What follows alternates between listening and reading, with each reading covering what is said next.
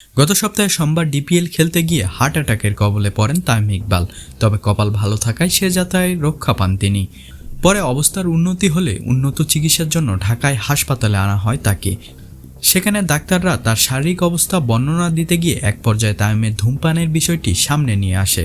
তারই একদিন পর আজ শুক্রবার সেই মন্তব্য দেওয়ায় দুঃখ প্রকাশ করেছেন তামিমের মেডিকেল বোর্ডের ডাক্তাররা। আমরা আসলেও গতকাল যখন বক্তব্যের সময় ধূমপানের বিষয়টি আসে, সে এই বিষয়টিতে আমরা বুঝতে পেরেছি যে এটা তামিম ইকবাল ভাইয়ের ব্যক্তিগত, তার পারিবারিক, সামাজিক এবং পেশাগত জীবনে হয়তো বিরূপ প্রতিক্রিয়া ফেলেছে।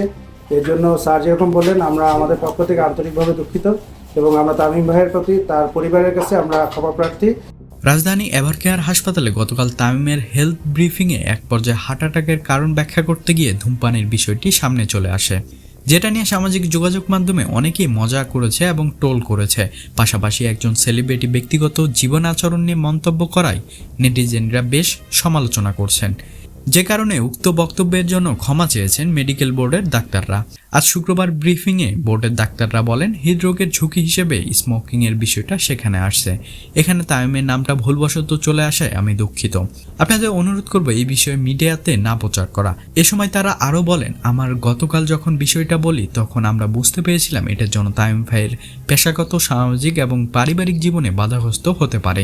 সেজন্য আমরা তামিম ভাই এবং তার পরিবারের কাছে ক্ষমা প্রার্থী। সকলের কাছে দোয়া চাচ্ছি তামিম ভাই যেন দ্রুত সুস্থ হয়ে উঠতে পারেন। এর আগে গতকাল বৃহস্পতিবারে তামিমের জীবন আচরণ পরিবর্তন নিয়ে ডাক্তাররা জানিয়েছিলেন তার অবস্থা এখন আগের চেয়ে ভালো আছে, তবে তাকে ধূমপান ত্যাগ করতে হবে, না হয় আবারও এরকমটা হওয়ার সম্ভাবনা আছে।